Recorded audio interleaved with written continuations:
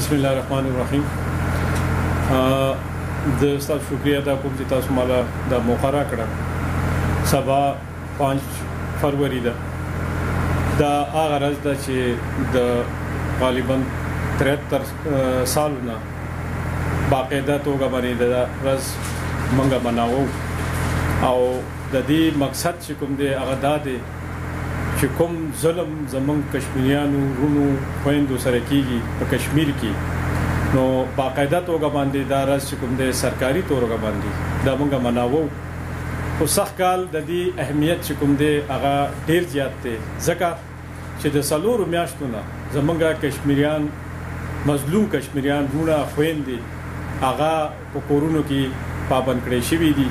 هغه چې کوم د مذهبي سیاسي سماجی سرګرمیان چې کوم دي هغه ولا د ختم کړي دي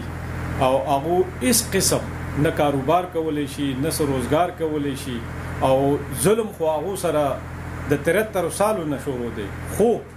دا څلورو میاشتو کې کوم ظلم په کشمیر کې او د انډیا کوم بربریت دی نو هغه تاریخ رقم کړی دی او زمونږ مشر عمران خان په اقوام متحده کې کوم تقریر کړو نو دنیا ته دا میسج ورکړ دی چې کوم ظلم په کشمیر کې کیږي د دنیا په نور هیڅ حصہ کې نه کیږي. نو زه دا میسج ورکوم خپل مسلمانانو خپل غیرتمن قوم ته چې کشمیریان چې کوم دي هغه زموږ مسلمانان ونه دي او زموږ دا دینی مذهبي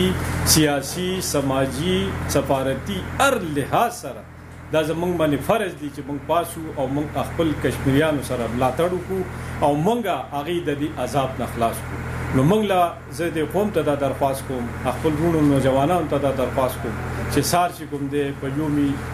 یکجهتي کشمیر حواله سره چې کوم پروګرام بدلته کیږي په های سکول کې به غالبا کیږي او بیا په یو ریلی موزي نو په دې کې بھرپور شرکت وکړي او د کشمیریانو سره بھرپور مرسته وکړي.